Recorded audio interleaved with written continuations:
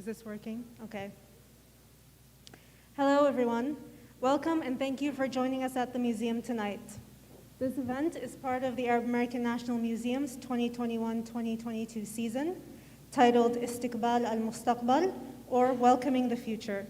This means everything from futurist programming to sci-fi installations, and for all of us at the museum, envisioning ourselves boarding a ship that transcends through time and space to a new reality with new beginnings. Stay tuned for exciting new programming announcements as well as news of the museum's reopening in the new year.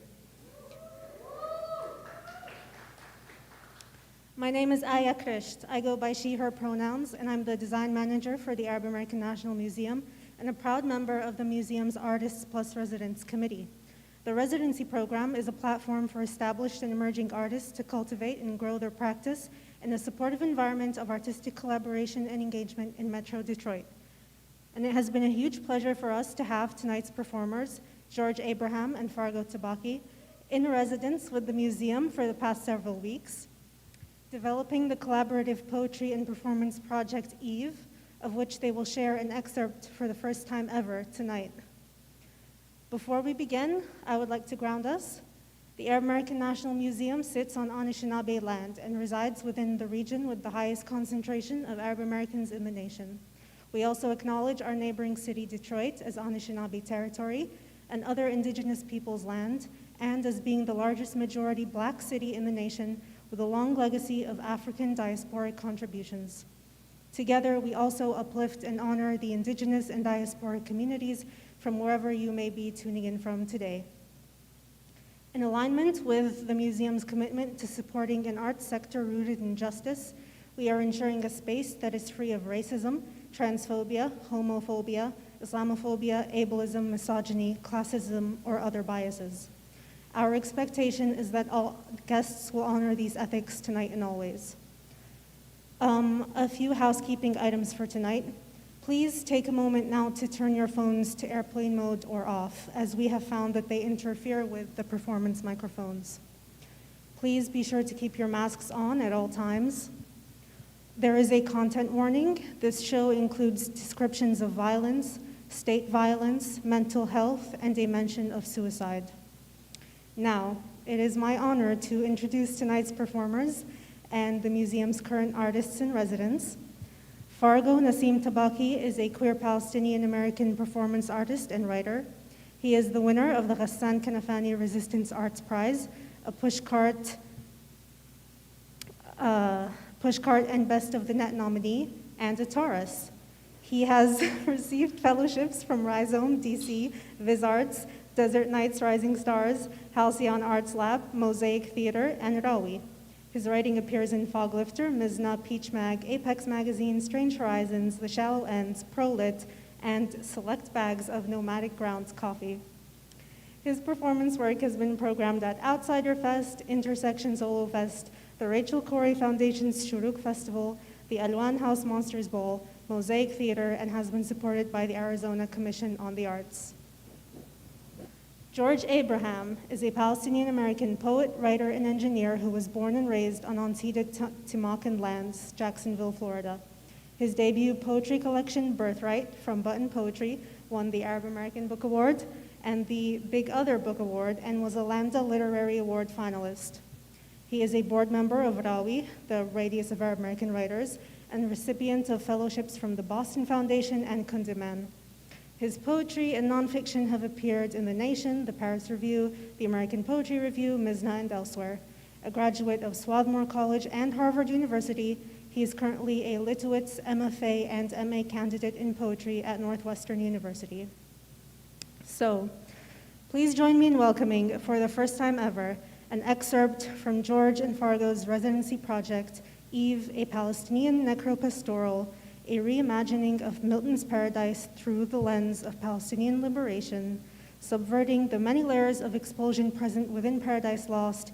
Eve poses the story of Palestinian resistance, not as a stagnant or tired narrative, but as a futurism that lives and breathes through us.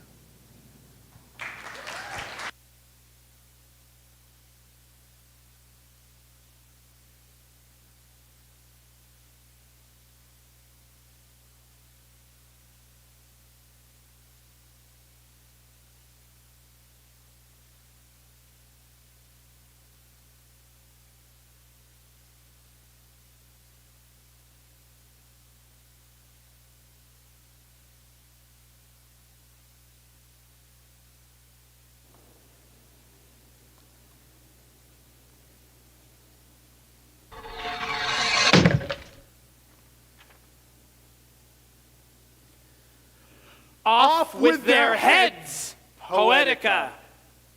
Assume we never wanted to own any flowers born of another's fall. See the iris, the poppies, the trillium, but not their beheading in fall. And assume we always wanted to be flowers, living some violent legacy's song, to wield these broken shards of text and animate a revolution's song. In a different life, I'd write a well-behaved sestina called Gratitude, perhaps an American dreams with an elegy, but can I be safe in such realities? Can my dead sing farther than their fall? I'm tired of forgiveness and the poets it conceives. My desire for rubble exists, and it offers me a way of being whole. Don't ask, just find yourself in the song. Once, I grew a politic. The poets called it baring teeth. But every door was a window into an officer's enforcer. An exile later, I wished all police and landlords no reflection, but the guillotines fall. I'm tired of being a politic, absorbed in the slime of nations, never a voice with notes of grace to carry my cousin's body back to soil. And in exile before, I tried to make of hell a heaven song. And while I'm misbehaving, I'll add some enemies to the list. Barry Wise, Ben Shapiro, Donald Trump, Maurice. Favorite line break, favorite blade. Milton had to behead a king before I could ever call him daddy. Memory has always been in media res on this side of the fall. On the other side of fall, we spring. We blossom into poisoned waters served in cups we made of bone. Daddy Milton, it's only when we break your text that we can build our own, our anti-map towards song. Keep up. I don't have time to waste. They gave me a few minutes to take what I could and leave. They called it kindness, that my books of flight included Kanafani, Abu Hawa, Abani, and a beloved's gift was my nightstand's coincidence. I was lucky. Outside, it was fall. We never had time, so we couldn't waste it. I never had a beloved who wasn't a chasm of meaning away from me, so it's only through these ghosts of stage I make one. Handfuls of clay shaped into a body animated by song. So lyric, my eyes stagnant. Syntax, my PTSD vagrant. Do what you will to my mouth. Call it an Iowa workshop and not decapitation or CIA plant. How many will last through that fall? To make it plain, we are trying to destroy a myth, to yank its choking tendrils out of our honeyed throats. To make it plain, there is still debt, there is still a bulldozer, there is still a chasm of light we bridge with song. I want my people to be seen here. Can you see? How can saw feel in your mouth? How do you feel about boycott dive? I want to be seen more than perceived. I want to be tell the sea we're all returning after the fall. So we were dying. So we refused to die. So the dying became a paradise we lived inside. We are trying to dodge the canon, to curve our hips against the word, to find a new heaven and bury it with song. After the line break turned jugular, after we filled our collective belly with that richening of, after we've accepted the evolution within the upheaval, we won't have a name for that unpretty, but language will re-begin in that fall. Everything begins with a fall and ends with a beginning. Before the violent polity, before I cried out to the emptiness, wanting a bigger emptiness, this was a shopping mall. Now it's all covered with flowers. I love that song. No sky for blotted suns, no water to hold the blood set. No return to land that doesn't return us to ourselves, unfallen. No after, no before, no time dismembered into hourly wages, only love, only sorrow. only make me a sharper kind of melody. No empire of rust, no colony of breath, only the choir that sings the sunbird's song. Shuffle my days, guzzle me infinite, sin whatever sins survival demands, dear future child, dear inevitable fall. There was never any other poem. All my lines a shadowed plenary of want in the shape of an of, the voice of it screaming, "Oh, Fargo, there's a death inside your mouth. Get free. Start singing." I promise this is a love poem. I promise more worlds past ours are at stake. In the field, my gems are arced towards justice. The blades, I promise, with my name.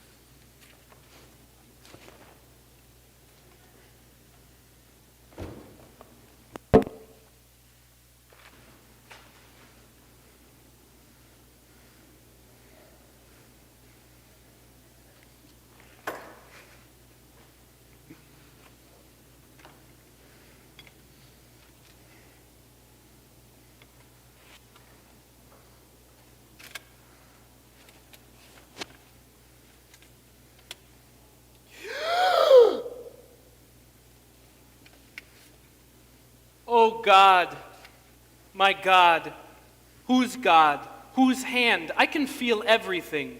In hiding, I aged like denim. I wore myself down doing nothing but imagining and reimagining a version of freedom. I was shameful like a Philistine. I was a Samson in the prison at Gaza. I was a prison named Gaza, my hair kept away from me. Regiments of divinity circled the hiding place in their jeeps but never entered. Only ensured I knew they were there. I wanted them to rescue me. I cursed and wailed and then was silent for a few weeks. Couple fortnights, several hours. By that time my throat was parched and I couldn't get any relief. When I pissed in a bucket there in the reflection, I felt the angel, who was also the muse, who was also a blank verse. The muse didn't have a face. The muse reached out of the piss and held my hand. I was crying then because finally God was speaking to me some way despite my spitefulness. The things the muse told me.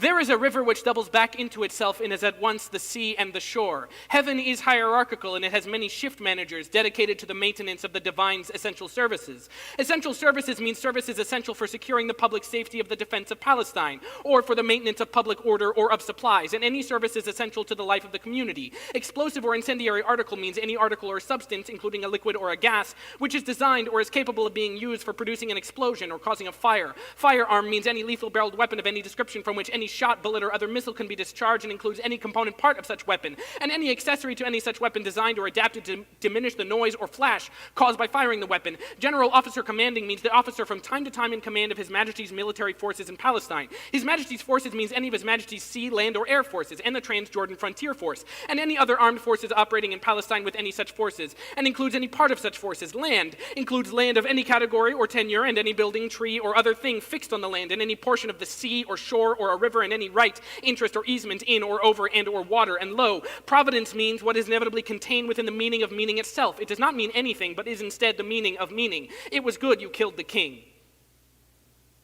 It was good the head of the king was removed forcefully and with great effort and goodwill and cheeriness. Yes, said the muse, the meaning of a king is its headlessness. To break or have broken free of this kingliness in my everyday. When the muse guides my mouth to dictate the writing, the ink smells like the piss of my hiding. It produces so much drivel, and then on occasion a rupture into more freedom. The river poking by and by a hole within the dam. The commercial briefly losing signal, so the screen is blank, and within it is only our reflected faces and the knowledge of our multiplicities kept forcefully in check. A feeling of goodwill, cheeriness, the weight of a human head, which we can never know until it exists on its own, that is, removed from its body, that is, a kind of liberation.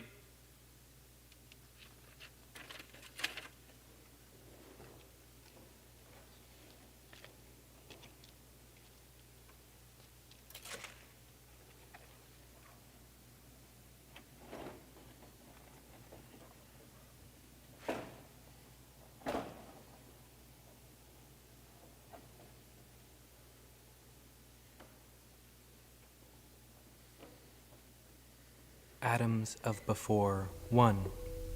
Daylight.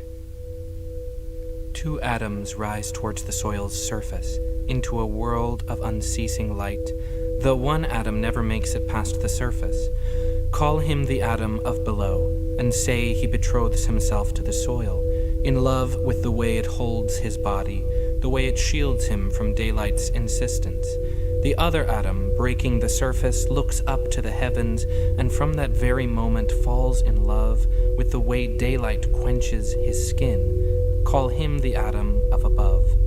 After accepting the needs of their bodies, the atoms converge at the surface's border. The atom of below hears a pulse beating in the ground beneath him, and defines his hunger as a need to find its center. The atom of above hears the daylight calling his name, and defines his hunger as a need to find its center. The atom of below covers his body in dirt to survive the impossibility of light. The soil dries onto his skin as he digs and digs into the pulsing ground, and eventually the particles of earth become him. Meanwhile, the atom of above shapes the leftovers of that unearthed soil into mounds, so they may bring him closer to the light of day. Centuries pass, though neither atom has a language for time in their bodies, except the erosion of a footprint. The atom of below has built an empire of dirt, clawing into the soil as it dries into a history of his lonely body. The atom of above has made mountains, accepting the scalds the light has left on his skin as history. The atom of below digs and digs until the pulsing of the earth becomes indistinguishable from the pulsing at his center. Da-dum, da-dum, da-dum. The atom of above built mountain after mountain, hoping to reach the light center in the horizon, only to discover that every horizon births a new name for beyond. The atom of above curses the heavens until he cannot distinguish where his breath ends and the sky begins. The atom of below strikes the earth until he cannot distinguish where his body ends and the soil begins. This is how a voice becomes its echo, how a body becomes its own song. Atom strikes the below, and a cry punctures the soil. Atom wails the above, and his throat clogs with dirt. Atom looks down into Adam, looking up unto Adam. God buries the world in soil. This is his first day.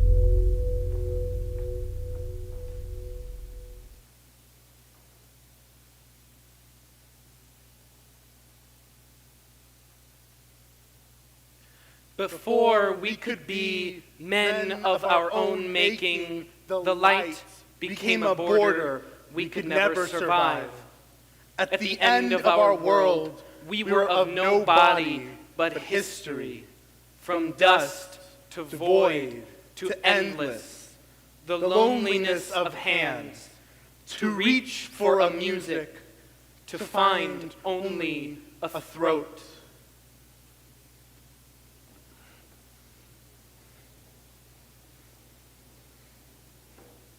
Atoms of before. 2. Possession. 2 atoms emerge from the soil into a world of endless water. By the time they break the surface, they are already drowning. 1 atom observes the water's flow, how it filters through the grasses like a wind carrying some secret, and so he names the water river. The other atom kicks off from the ground, rushes upwards to find the surface, and so he names the water sea. The atom of river reaches down into the soil in search of anything that could give him air and finds 3 possible exits: a grass of ebb, a sharp of rock, and a cave which may or may not lead towards some elsewhere. The atom of sea rises, thrashes, expels the air from that which he cannot call his lungs, and just as he thinks he has no more air to give, a new pocket emerges from some new, unknown depth. He rises towards no light. He floats. He gives in, as some unknowable weight returns him back down to the surface where he began. The atom of river gestures towards the grass, the rock, cave, spends his precious breath on the word, choose. The atom of sea, having no breath to give, reaches for the rock, cuts gills which run down the side of his neck and sever his vocal cords, and takes his first breath. The atom of river, having been sparing with his breath, listens to the flow's convergence towards the cave and follows it. The atom of sea gives the atom of river a touch which, having no more sound, becomes a language for, I'll return to you. And so they part. The atom of sea rising towards the surface with his newfound breath, and the atom of river learning his first faith as he follows the waters into the cave. The atom of sea rises and feels the weight of his rising settle into his body, inwards like an implosion, as if the waters themselves need his body more than his body needs them. He remembers his promise of return to the atom of river, and so he bears the weight, continues rising until some unknowable dark becomes a scatter of light, until the scatter of light becomes a surface. Meanwhile, the atom of river ebbs into the cave, inwards, until the dark he knew is swallowed by a new, unknowable dark. And the dark, swallowed by the dark that swallowed his dark, the water begins to whisper. Terror takes hold in his body as his air slowly escapes him, slowly digging new depths in his center, and the water says, stay, or sing, or rise, or let go, all at once, and the water swarms, cradles him, until it becomes an extension of his own body, and so the atom of river lets the water enter. The atom of sea emerges from the surface into a cloud, into a world he names sky. Only when his head breaks the surface, he finds he can no longer breathe the air, so he returns into the water, knowing that by severing his need for breath, he is now the water's possession. The atom of river screams, lets the air escape him from a new depth, beneath the depth he thought was knowable in him, and the air is eternal in him, and his voice is a song's making, and so he sings into the void, and in letting the waters pass through him, becomes it. He sings, he is singing, he wades, he is waiting. The atom of sea lives at the border of water and sky, and having known that the journey cost his body fears he wouldn't survive his return to the river, he floats from some depths of sea, of sky he cannot know. A song echoes towards the atom of sea, and the song is sweet, like a memory of a world he can no longer remember. The atom of river gives his body to this water's music. The atom of sea lives ceaselessly in the disremembrance of air. Beneath both of them, a blade of grass is swaying, and at its center, a pocket of air emerges. A bubble rises from its body towards the surface. God buries the world in soil. This is his second day.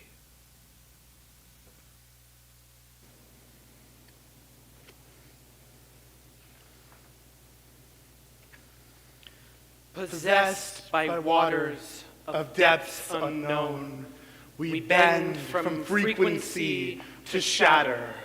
Hear us well, hear us wail. From river to sea, hear us shatter, dust to noise to song. We shatter, we return to forever in that shatter.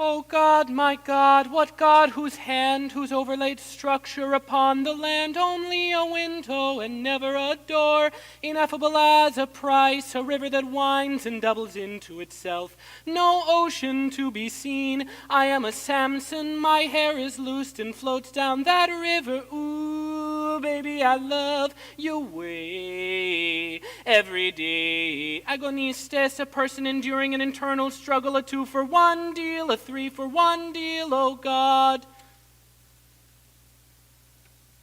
Whose God and what hand, whose definitional obstruction blanketing the land, how the West was won and where it got us.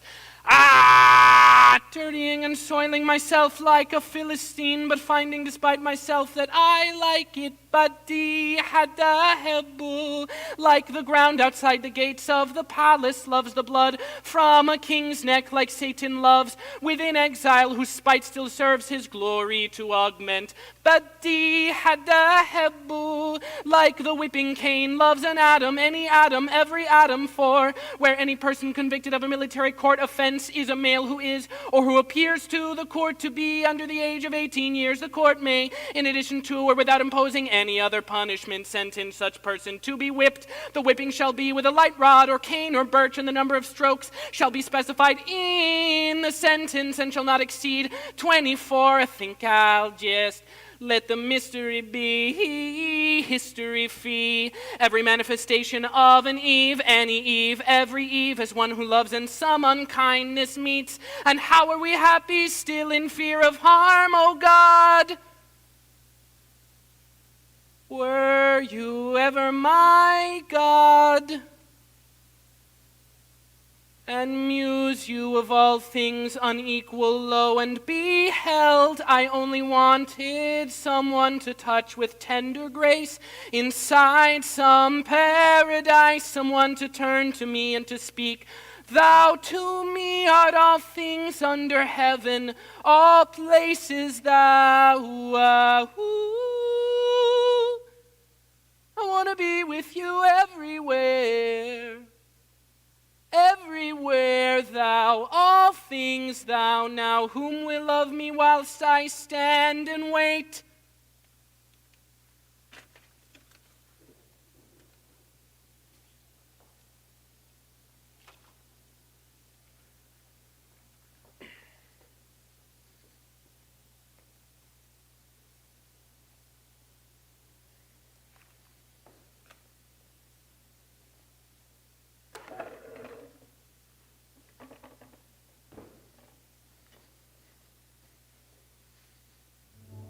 Atoms of before 3. Seed. 2 atoms emerge from the soil madly in love with each other, and the land beneath them. From horizon to horizon, the land brims with vegetation, flora, trees bearing fruit, fruit bearing light and sweetness. The land sprawls without end, and so Adam and Adam know they must steward the land. And for harvests coming and going, Adam and Adam love the land with their hands. When Adam tires and sweats into the leaf of a shading tree like dew falling unto a blade of grass, Adam gives his hands to the land twofold, and vice versa. Adam falls and Adam cradles. Adam rises and Adam carries. Adam holds and Adam is held. In this way, the land sees Adam and Adam as one comprised of many. This is how the land loves them back, how the land loves them into a collective. There comes a time when Adam bites into a fruit and thinks of the tiny selves ingrained into flesh therein, wondering how land could not just carry such bodies of light, but summon forth their futures from within the bodies within the bodies. Adam holds him, says, "The love our land gives us in carrying is not ours to question, let alone understand." Adam empties the seeds of the fruit into his own hand and, instead of returning them to the soil, swallows them, saying, "But are we not the land too, beloved?" Adam sleeps, holding Adam. Come morning, the seeds have grown large inside Adam, and so he has become the carrier. Adam, in his entangled love, leaves for the fields to plow twofold, and becomes the sower so that Adam may rest in his carrying. The day soon comes when Adam can carry no longer, and from the depths of his body emerges a child, ripely yellow-fleshed, wrinkled as a drying fruit, more sound than language, more thrash than thunder. Adam the sower looks unto the child and sees his two truest loves converged into a single body. Adam the carrier looks unto the child and fears the mutation of it, the trespass. In questioning its nature of love, has the land given him a greater life to carry? And so Adam sneaks off quietly into the night with the child of his own carrying, as Adam the sower sleeps off his day's labor. Adam stuffs the child's mouth with grass, soil, sticks, seeds, anything with weight, and buries it. By morning, he will have already dreamt many myths to tell of the child's uncarrying, that the child sprouted legs and ran off into the night, that some wind took the child so that he may return to his true origin, that the land was hungry, that the land was a vengeful thing, but come morning, Adam the sower rises alongside Adam the carrier, faced with not just the child's return, but a swarm of children. From the seeds came children multiplied tenfold. From the sticks came legs, so that they all may walk. From the grasses came teeth, so that they all may bite. From the soil came vengeance, the knowledge of the trespass in their burial. The children surround Adam and Adam. The two fold into one in that terror. God buries the world in soil. This is his third day.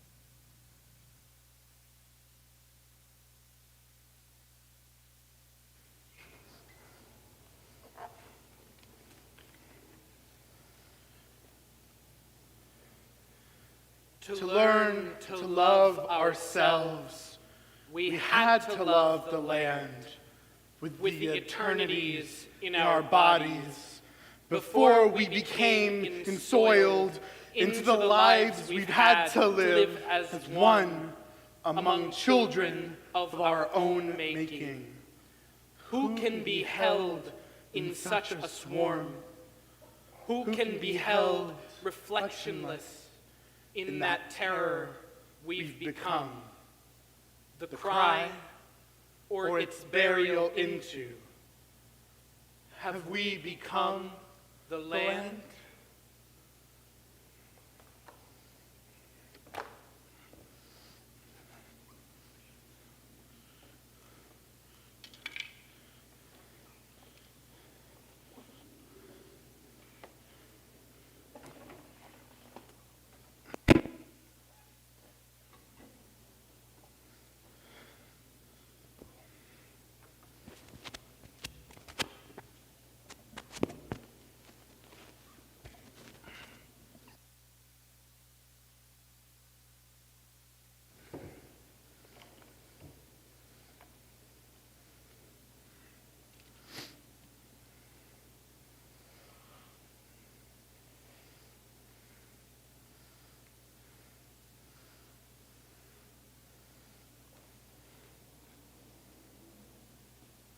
Adams of before. 4. Nightfall. 2 Adams emerge from the soil into a world of endless night. In the beginning, there was a great displacement between them. In a world of corners, they emerge in opposites. In a world rotund, they emerge as antipodes. Morningless, what else can the Adams do but become their own light?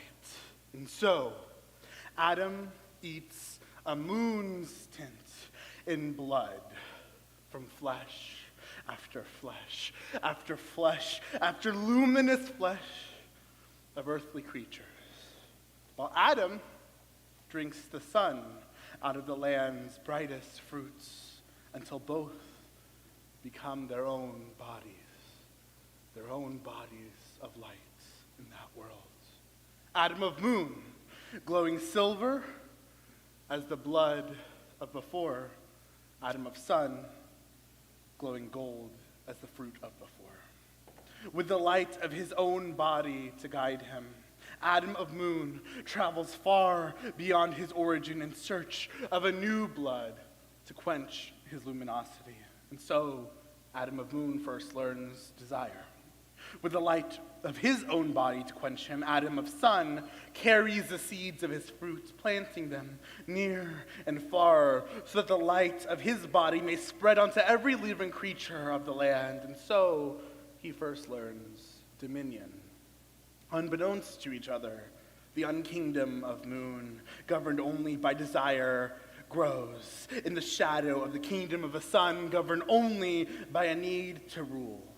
One day, Adam of Moon sees in the horizon a light he had never known rising, painting the sky, and so he moves towards it in awe. Meanwhile, as the moonlight begins to emerge, Adam of Sun grows curious of that light, unknown to him, emerging into a horizon he thought was his, and his alone, and so he moves towards it in envy. Day after day, the atoms move towards each other, and the lights of them grow radiant evermore in splendor. The light is blinding. The light is a terror. The light consumes easily as it forgives. And when the day comes that the two grow close enough to see each other's bodies, they can't look each other in the eye. Adam of Moon knows that were he to gaze into the center of Sun's light, Adam of Moon knows that were he to gaze into the center of Sun's light, he would fall madly in love, and that terrifies the loneliness of the unkingdom he built within desire. Adam of Sun knows that perhaps were he to gaze in the center of moonlight, he would grow angry, perhaps to the point of bloodletting, that he's not the world's only body of light, and that terrifies the loneliness of his kingdom, his imagined godhood, and so would stare, not quite meeting stare, with God, not quite meeting God. The atoms converge in that not quite want.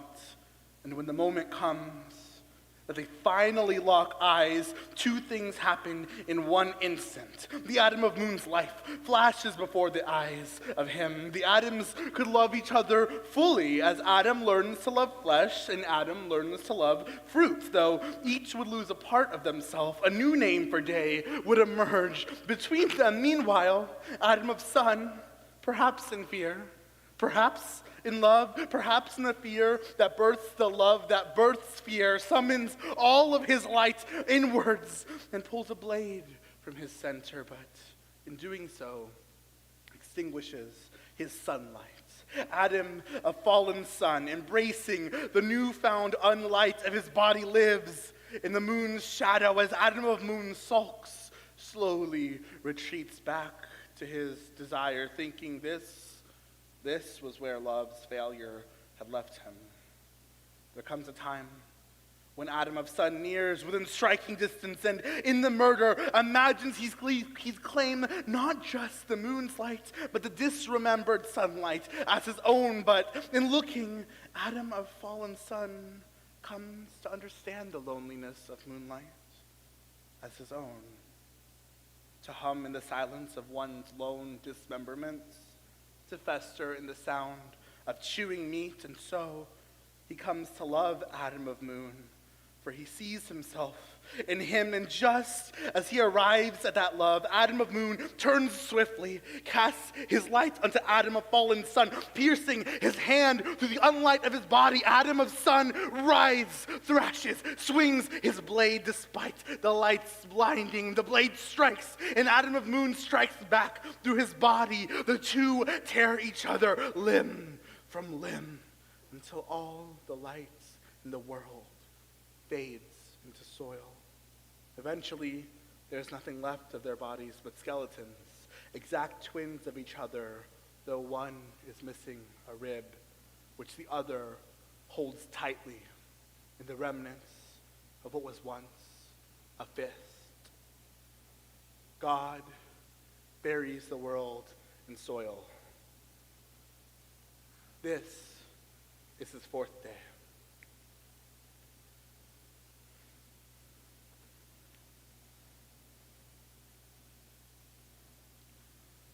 This is our history of loneliness. This is the history in returning. The land made of us, story of light and soundless displacement, as beings made forever chasing ourselves, in revolutions unending, in songs untethered, the loneliness of blades in that flesh, the thirsting of hands in that mall.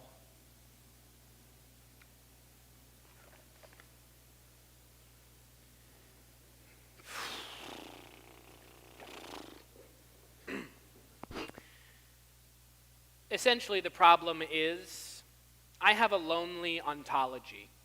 Pretty much no matter where I am, I'm not there. Pick your poison. Poison your spit, and then give it to me. Something I do love is the sound of the word expulsion. Expulsion, to expel. That sexual energy of a x to a plosive. I hereby cancel myself for calling expulsion sexy, so you don't have to do it. There are times I have seen an angel. I refuse to elaborate. The angel belongs now only to me. Though when I ask you, have you seen an angel? And you say, yes. How am I to know it was not the same one? And if when I ask you, have you seen an angel? And you say no, shall I not grin and wink and say, how do you know? The revelation then of each of us having our own secret paradise, our own private Idahos. And who are we to know this world? I don't. All I know is the smell of my angel. This is all true, by the way. Daddy Milton told me so. He sang to me in the song, though I don't remember it, I do know it was meant to explain to me about paradise. And so I put my finger on Daddy Milton's mouth and bid him hush. For paradise, I know its smell, and the smell is always, ever, only loss. Essentially, the problem is this. Paradise is fascistic and built upon credit scores and massacres. All we have of paradise is losing it, and sometimes trying to get it back. The we in that sentence might not include you, a thing you should go home tonight and reflect upon. My life is a lost cause. This is a given. The lives of the ones I love are causes lost still more so. The lostness is what composes us.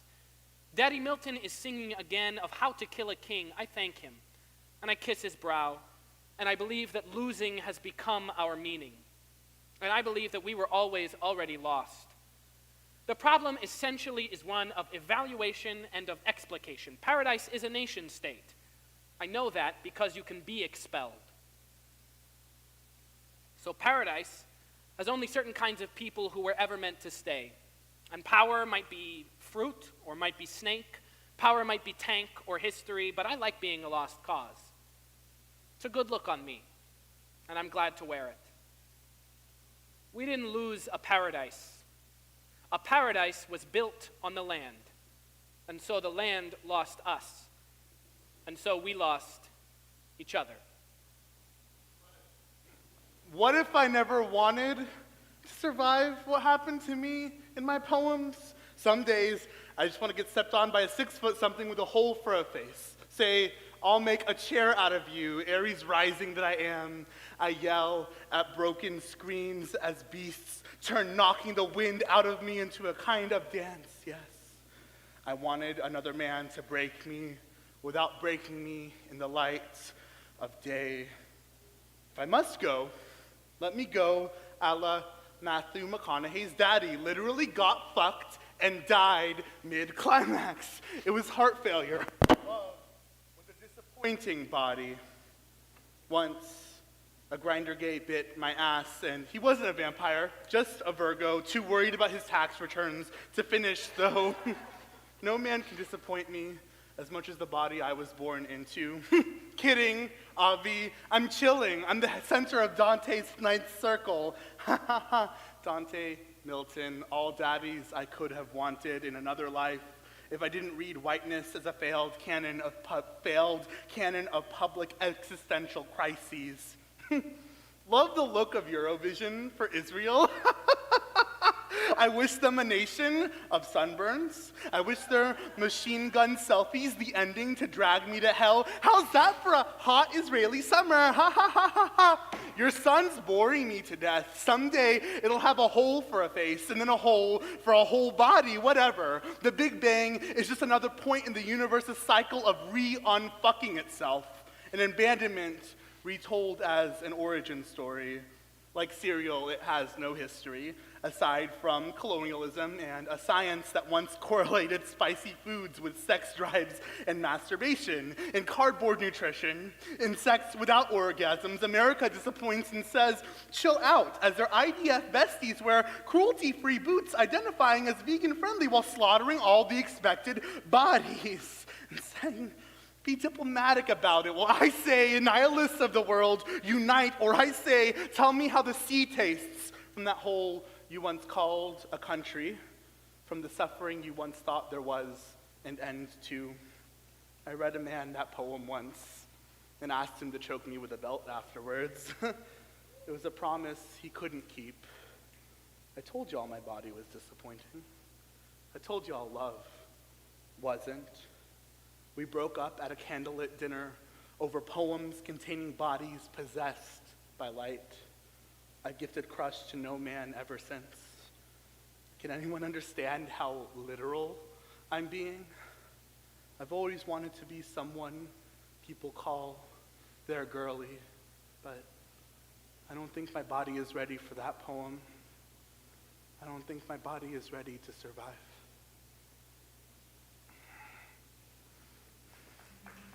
Atoms of before 5. Surface. Say instead a shadow of a boy emerges from the soil alone. Call him Adam. Say he emerges knowing from some depth of him the earth is calling him skywards. Say he spends many lifetimes in many wingspans. In one he spends more time in migration than in return. In another, he spends his life in flight, fleeing bodies built of his own image, ones he could call cousin, or brother, or father, or names for beloved from other lives that are not his own. In this and every life before, his flight leads him to the surface of a body of water, calling his name. And when the water names him exile, he gets lost not just in the weight of it, but how his body couldn't have known its own name in its weightless before. And when the water names him faithless, he curses the selves he was before, their distrust of reflections, the unlovability of self which bursts far beyond his self. And so, in every life, his final moments of breath converge him towards his own reflection in the water's surface. In one life, the water pulls him into its body, snaps his wings in its currents, and consumes him whole.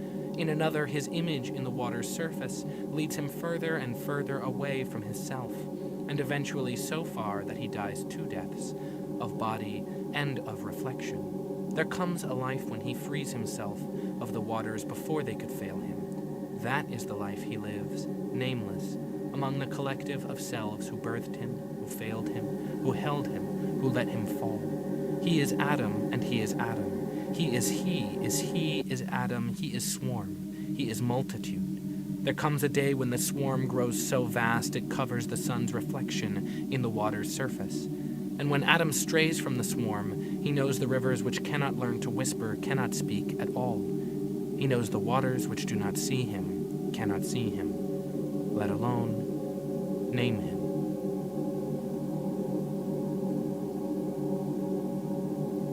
Atoms of before. 5. Surface. Say instead, a shadow of a boy emerges from the soil alone. Call him Adam. Say he emerges knowing from some depth of him the earth is calling him inwards to its poetry, its music beneath its music's surface. Say he spends many lifetimes in those lonely waters. In one, he names his beasts, if only to accept what has happened to him, and there he learns a poem can save him. In one, the night is a tremble before it is a terror. In one, He finds faith as a tongue inside the tongue of him. In this world, the poems are words, and the words are good portals. Here, he knows every sky as an act of unmaking, every wind as a hand's consequence. Here, metaphor is neither door nor window, but a thread spun in light. Here, there is no distinction between the knowledge of myth and poem and history, as they are not light, but its shaping. He reads a myth of a boy bending over a river and falling feverishly in love with himself. He lets the page beneath him become a water's surface, lets the words become portals towards 1,000 names for flight, migrant, exile, faithless, void. He reaches for the names like men he could have loved in another life, a life less lonely, less heavy, he tells himself. He glitters, and so he's gold. He thinks the gold opposites his absence, and so he reaches for the men, thinking each his own spindle of light. He calls them Adam, tells them they are all made in the image of a god as he pulls them apart slowly. And as the atoms pile up in his tired fictions, he names himself God in their dismemberment. And when the fragments of his words swarm together, the shards of them form a reflective surface into which he sees no body but the mirror he's become. He shatters the surface, begins again, knowing the poems which do not save him, do not save him. And that which is not prayer, let alone a name. God buries the world in soil. This is his 5th day.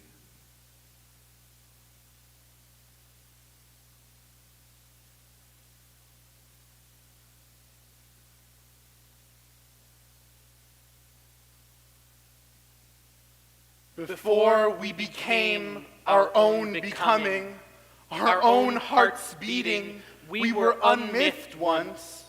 Reflection's failure, Music's faithless, in fluids physic, in soil's vacuum, in infinities of twin mirrors, what have we become in that fall? The awe half sung, or its echo?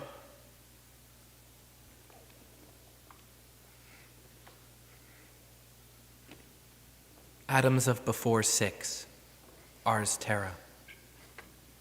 2 atoms emerge from the soil of the mind of a poet. Though he thinks himself an atom of sorts in his carrying, he is the source from which the atoms become lovers, or warbringers, or barriers, or swallowers, and so he is their land. He completes the triangulation, not father nor son, but the ghost between. Ghost in that he is keenly aware of how the silence perceives his body.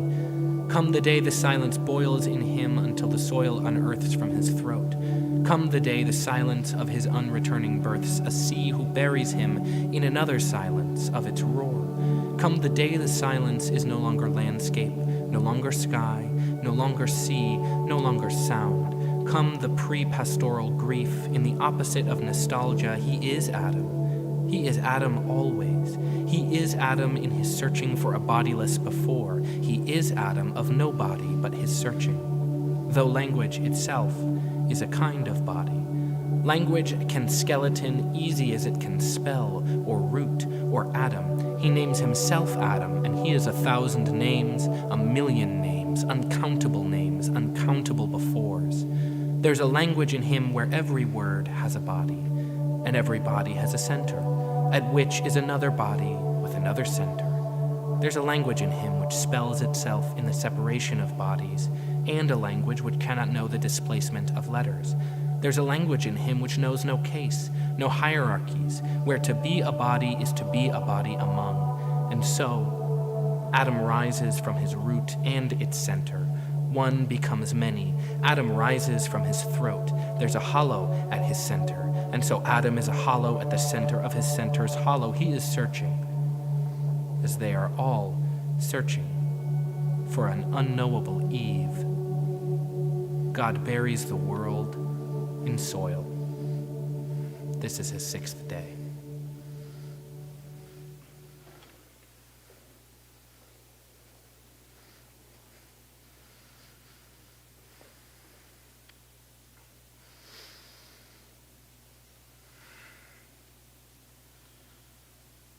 Before we could be possessed by waters to learn to love ourselves. Before we became men of our own, of depths unknown, we had to love the land. This is our history, our own becoming. Making the light, we bend from frequency with the eternities of loneliness. Our own hearts beating became a border to shatter in our bodies. This is the history. We could never survive. Before we became ensoiled in returning, we were unmythed once. Hear us well. Into the lives we've had, the land made of us reflections failure. At the end of our world, hear us wail, to live as one story of light and music's faithless. We were of nobody, from river to sea, among children of soundless displacement. But history, hear us shatter our own making in fluids physic. Who can be held as beings made in soil's vacuum? From dust to noise in such a swarm, forever chasing ourselves in infinities of twinned mirrors. Void to endless to song. Who can be held in revolutions unending? We shatter, reflectionless, in songs untethered.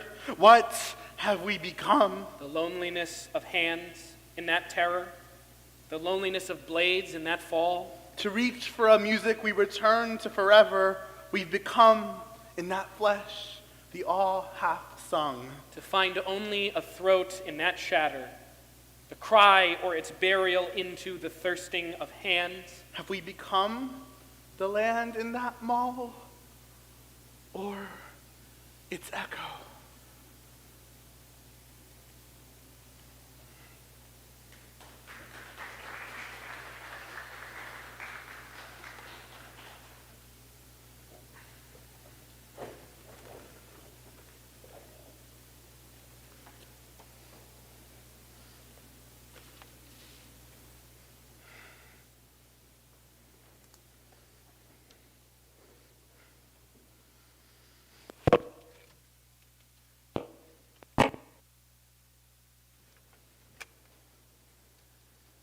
I can't remember what I wanted.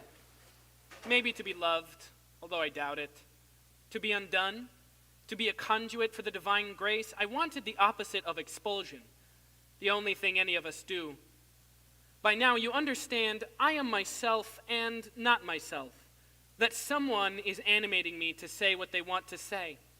And maybe that is what I wanted all along, for someone else to shoulder the burden of speech, for the shoulder to be broad and strong enough for me to lay my head upon. I know that when I was John Milton, I was filled with wants, the end of kings, to be respected, to have money to buy bread, salt to remove salt humors.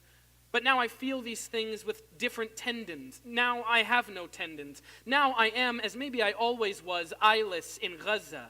Now Gaza becomes the eyes of my newer body. Now I am against my will joined together with so many others eyeless in Gaza. My own text is working against me. My own language is becoming a way to force myself to change, as it always was, as it still may be. Long ago or tomorrow, I wrote or will write a desperate plea for myself to be placed inside the paradise of somebody's arms. It was or will be about loss, about the debts to which we are born, unaccountable within the touch of another. I mean, I suppose that nothing salves the loss of our home, that it animates our every gesture, that we are struck speechless, physically struck. The weight of home demolished in the light of divinity strikes us like a baton or the callous finger of a giant. And in the face of this blow, we give up. I have given up, and I have been given up. And history, of course, is full of peoples who simply gave up, and they are all but forgotten, their voices barely heard, the traces of their life scarcely decipherable. There were always losers and winners. I counted myself among them. Oh, and what am I trying to say? What am I being made to say, that exile is a jealous state? That I can remember who I was in that other place, that place before the violence? That I wrote to find my way outside the blade of the king's sword and find myself swimming in the lake of God's fire? That I like it? That the divine light fills up my body like migratory fish filling a lake, and generating every day their own ecosystem, creating with their gills and fins and scales and poor small minds a world which once it is made accepts them, holds them in its arms, and suddenly these exiles have become loved. Suddenly they know the opposite of expulsion and hold it as a quality of their lives. From the moment the sun crowns over the horizon to the moment the darkness spreads out like a benevolent oil spill, and all this happening within my own decrepitude, my own limbs and torso and lungs and every organ of mine, it is all made of the divine light, and I don't know what I'm trying to say, nor what I need to say, nor what is appropriate to say, nor what is correct, nor necessary, nor required of me to say, and there I find relief.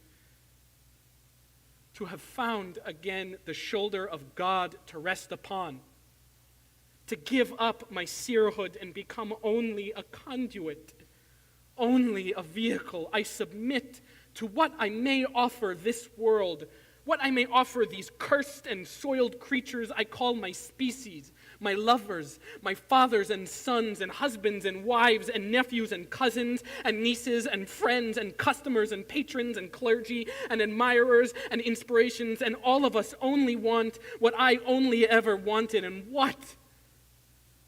Oh, what was it that was?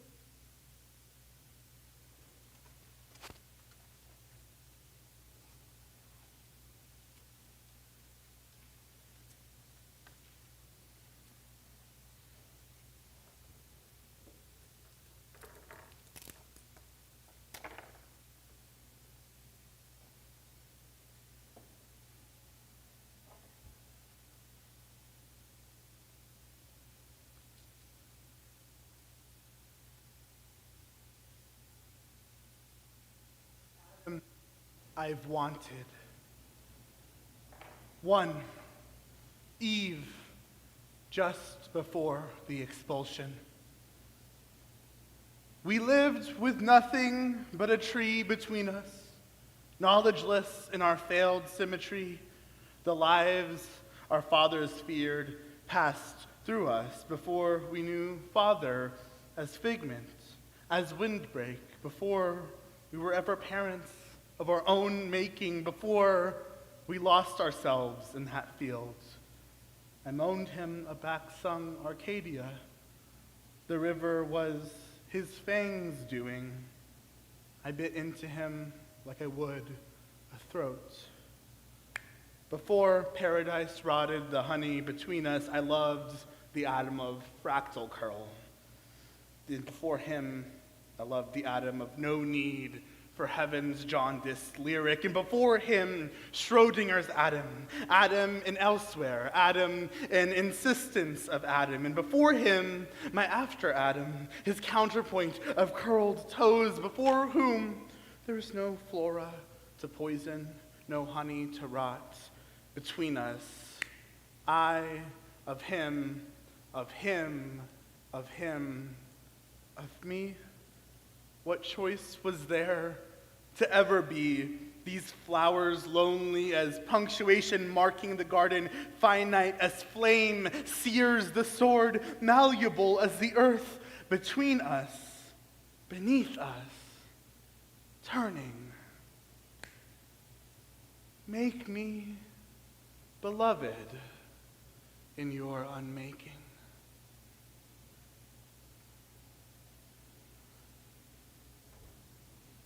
Two, Satan, gazing unto paradise, reawakened. If the question of touch has wings, must it have claws?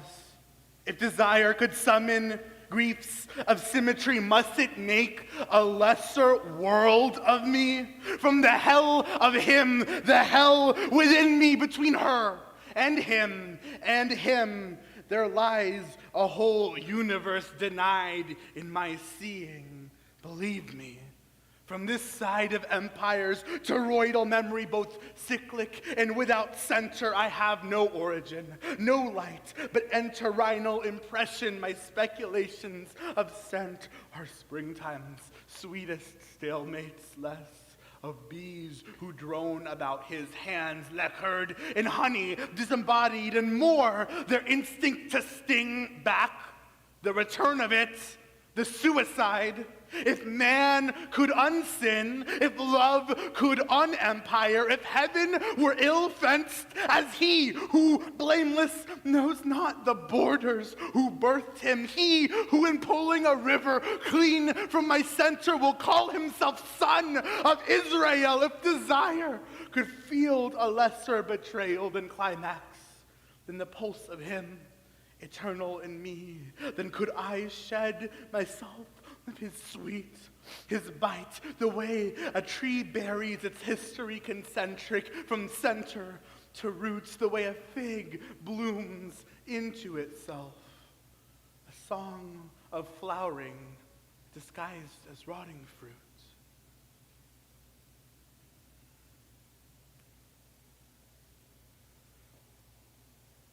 Three. Eve and Satan entangle at the gates of expulsion. Beloved, in your unmaking, make me. My first death was what happened after I began inside a man. My second was the resurrection itself. My third, the field, the flowers, the life cycle of honey, the life cycle of etc., etc. I could name the fourth, the fifth, but that would assume my death's accountable infinity. And at the end of it, maybe I never wanted him as much as I wanted to be him. Maybe I never wanted to begin as much as I wanted to be the beginning. Before he was my first, he was my first. Before he was my first, he was my first. Before he was my first, he was my first. Before he was my first, he was my first. So farewell, death, your one-way mirror. Farewell, hope, your endless theater. Farewell, honey, your viscous evil. Farewell, free lyric, in your upheaval. Farewell, bones. Farewell, dust. Farewell, Adam, in empire. May you. I bit into him like I would a throat. The river was my fangs undoing. I moaned him back. I sung Arcadia. We lost ourselves in that field of our own making before windbreak, before we were ever parents, before we knew father as figment, as our father's fears passed through us in that failed symmetry. The lives between us, knowledgeless, we lived through nothing but a tree.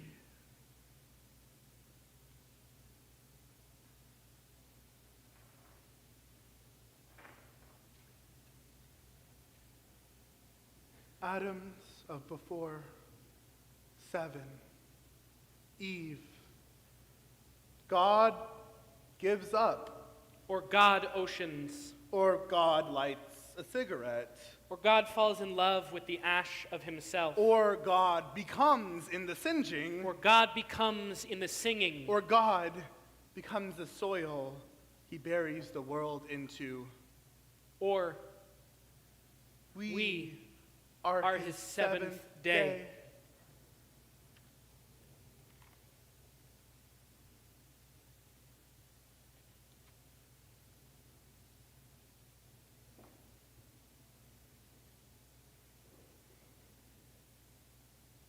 Before love possessed our history, our land, our beating hearts, our loneliness with light unmythed, we made the light wail, our soundless body, our shatter.